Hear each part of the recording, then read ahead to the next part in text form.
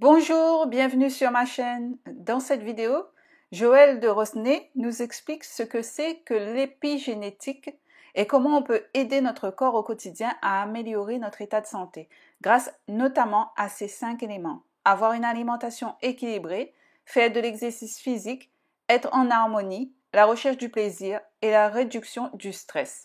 Je vous laisse regarder la vidéo. Peut-être, Joël de Rosnay, ce serait l'occasion de poursuivre sur l'épigénétique, parce que vous l'avez abordé très rapidement en préambule de cette conférence, et pourtant c'est un sujet intéressant. Qu'est-ce que c'est? Alors c'est plus qu'intéressant. L'épigénétique, je vais vous expliquer ce que c'est la grande révolution de la biologie de ces 5 dernières années, pas 10, 20, 30, 5 dernières années. Il y aura une floraison de prix Nobel sur ce sujet. Vous connaissez tous la génétique, c'est l'ADN, le programme du vivant. Et pendant très longtemps, on a cru que cet ADN ne pouvait faire des variations. C'est vrai d'ailleurs, c'est une réalité, par des mutations qui mettent très longtemps à se traduire par des espèces qui vont s'adapter et donc sélectionnées par la sélection darwinienne. Or, le programme de la vie ne code que pour 15% des machines-outils qui font fonctionner la cellule vivante, c'est-à-dire les enzymes et les protéines. 15%. Donc on s'est dit, mais qu'est-ce que c'est que le reste, les 85%? Et comme on ne savait pas, on a appelé ça junk DNA, ADN poubelle. C'est facile, c'est des trucs qui sont accumulés au cours du temps. Maintenant, on sait que ces 85% permettent la fabrication de petites molécules d'ARN qui sont en monobrin, beaucoup plus courtes que le grand ADN, 10, 15 bases du code génétique jusqu'à 150. Et en permanence, elles circulent dans le corps et régulent le fonctionnement des gènes. Donc l'épigénétique, c'est la modulation de l'expression des gènes. En fonction de quoi? En fonction du comportement. Votre comportement quotidien. Ce que vous mangez. Si vous faites de l'exercice ou pas.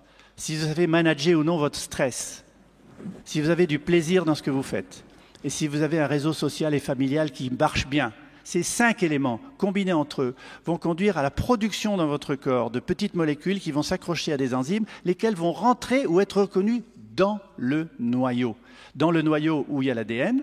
Cet ADN est protégé par une gaine, comme un fil électrique est protégé par du plastique. Cette gaine s'appelle des histones, sont des protéines. Or, l'ouverture de ces histones permet de polymériser l'ADN en ARN messager, qui va permettre de fabriquer les protéines et les enzymes, ou non. C'est comme un livre de cuisine. Vous avez un livre de cuisine où les pages de chapitres sont collées. Si le chapitre du soufflé au fromage est collé, vous ne pouvez pas faire de soufflé au fromage. Par contre, si le chapitre du poulet casserole est décollé, vous faites du poulet casserole. Mais si on recolle le chapitre du poulet casserole et qu'on ouvre le soufflé au fromage, vous ferez du soufflé au fromage. L'ADN, c'est comme ça. Il y a des gènes qui s'expriment, des gènes qui sont silencieux, des gènes qui sont inhibés. Et ça dépend de notre comportement. Donc, je finis là-dessus. Réalisez ce que ça représente pour la médecine préventive. Réalisez ce que ça représente pour vous. Vous pouvez être en partie responsable de votre santé. Oui, vous pouvez faire quelque chose pour vous. Essayez d'être en meilleure santé, c'est possible. Essayez de vieillir moins vite. Et c'est un intérêt non seulement pour vous, et c'est un intérêt social. Et je termine sur un exemple précis de l'épigénétique, ce sont les abeilles. Toutes les larves d'abeilles naissent avec le même patrimoine génétique, exactement le même.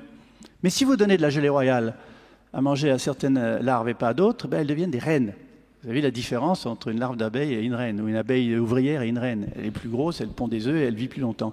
Donc rien que l'alimentation de la gelée royale a méthylé ou acétylé, je ne veux pas rentrer dans les détails chimiques, ces fameuses histones pour permettre aux gènes de s'exprimer ou non. C'est une grande révolution et ça va définir la médecine préventive de demain par rapport à la médecine thérapeutique et au poids de Big Pharma et des médicaments dont on n'est jamais trop sûr que leur interdépendance va causer plus de maladies que celles qu'ils essayent de guérir. Voir ce qui est en train de se produire en ce moment avec des médicaments qui sont retirés du marché régulièrement. Merci.